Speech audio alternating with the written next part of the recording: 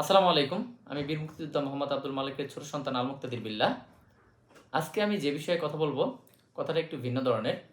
যারা ইসলাম ধর্মাবলম্বী আছেন, তারা এই ভিডিওটা দেখতে পারেন। যারা ভিন্ন ধর্মাবলম্বী, তারা ভিডিওটা স্কিপ করে যেতে পারেন অথবা ভিডিওটা চাইলে দেখতেও পারেন। আমি আজকে কথা বলবো, যেহেতু এটা রমজান মাস, রমজান মাস আসলে আমাদের রুটিনটা চেঞ্জ হয়ে যায়।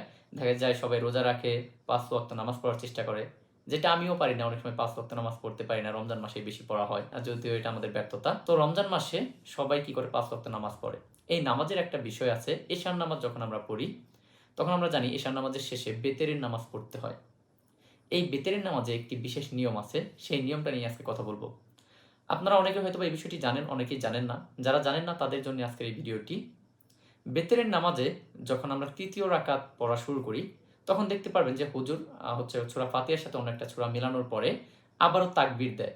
তাকবীর দেওয়ার পরে মনে মনে কিছু পড়ে। হয়তোবা এই জায়গাটাতে যারা মুত্তাকি থাকে, অর্থাৎ যারা ইমামের পিছনে নামাজ পড়ে, তারা ভাবতে পারে যে এইখানে তাদের কোনো কাজ নেই, অর্থাৎ তাদের কিছু বলতে হয় না। কিন্তু বিষয়টা এরকম না। এখানে একটা বিশেষ দোয়া আছে, সেটা হচ্ছে দোয়ায়ে কুনুত।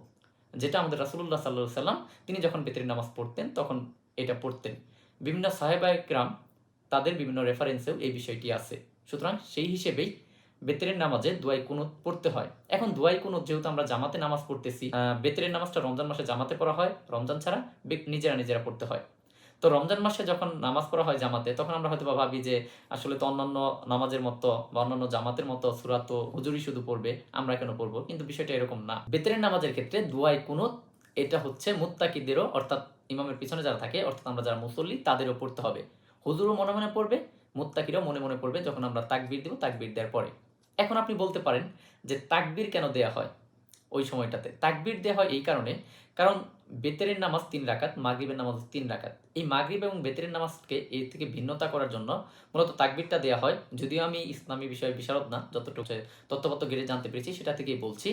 তো তখন এই ভিন্নতা করার জন্য তাকবীর দেয়া হয়। তাছাড়াও আরেকটা বিশেষ বিষয়, সেটা হচ্ছে এই তাকবীর দিলে বুঝতে পারি যে এখন একটা বিশেষ দোয়া আছে। নামাজের দিকে আরো বেশি মনোযোগ আকর্ষণ করার জন্য এই তাকবীরটা দেয়া হয়।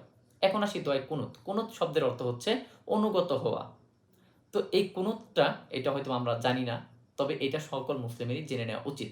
আমি এখন আপনাদের সুবিধার্থে আমি দোয়ায়ে কুনুত, যেহেতু আমি মাদ্রাসার স্টুডেন্ট না, আমার উচ্চারণে ভুল থাকতে পারে, মাখরাজগত সমস্যা থাকতে পারে, এই বিষয়টা আপনারা ক্ষমা সুন্দর দৃষ্টিতে দেখবেন। তো আমি দোয়ায়ে কুনুত কোনটা সেটা আপনাদের একটু আমি পড়ে শোনাচ্ছি এবং এটার বাংলা অর্থ সহই আমি পড়ে শোনাচ্ছি। এখন আপনারা চেষ্টা করবেন সেই জিনিসটা, যেহেতু সবারই স্মার্টফোন আছে, গুগল থেকে দোয়ায়ে কুনুতটা শিখে নেওয়ার চেষ্টা করবেন। যেহেতু আমরা মুসলমান, আমাদের নামাজ পড়তে হবে এবং এই বিষয়টা জানতে হবে। আমি প্রথমে আপনাদের জন্য আরবি উচ্চারণটা করছি।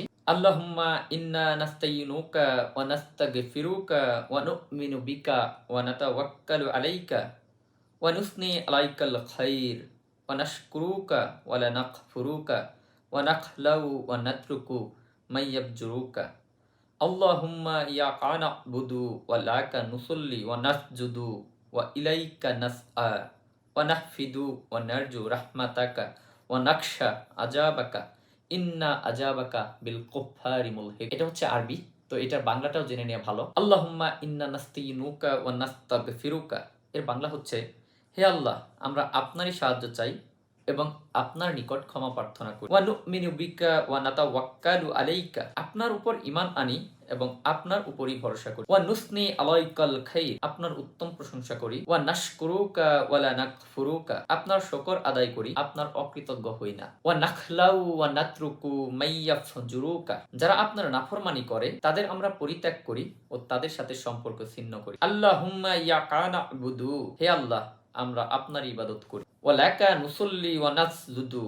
আপনার জন্যই নামাজ পড়ি এবং আপনার উদ্দেশ্যেই সেজদা করি। ওয়া ইলাইকা নাসআ ওয়া নাহফিদু। আপনার দিকে আমরা ধাবিত হই এবং আপনার খিদমতে উপস্থিত হই। ওয়া নারজু রাহমাতাকা ওয়া নাখশা আযাবাকা। আমরা আপনার রহমতের আশা করি এবং আপনার আযাবের ভয় পাই। ইন্না আযাবাকা বিল কুফফারি মুলহিক। নিশ্চয়ই আপনার আযাব কাফেরদের সাথে মিলিত হবে, অর্থাৎ তারা এই আযাব ভোগ করবে। এটা হচ্ছে বাংলা অর্থ দোয়ায়ে কুনুতের। আপনারা এটা শিখে নিবেন এবং কেন আসলে তাকবীর দেয়া হয়, তারপরে কেন ইমামের সাথে এটা মুত্তাকিদের পড়তে হয়, এটাও আমি আপনাদের জানানোর চেষ্টা করলাম। এরপর অনেক স্কলার আছেন, অনেক বড় বড় আলেম আছেন। এগুলো ইউটিউব, ফেসবুকে সার্চ করে আপনারা গুগল করে জেনে নিতে পারবেন। তো সেখান থেকে জেনে নিবেন। আমার ভুল ত্রুটি ক্ষমা সুন্দর দৃষ্টিতে দেখবেন। ভিডিওটি আপনারা শেয়ার করে দিতে পারেন যারা আসলে এখনো পর্যন্ত জানে না। তারাও বিষয়টি জেনে যাবে। সবাইকে ধন্যবাদ। আল্লাহ হাফেজ।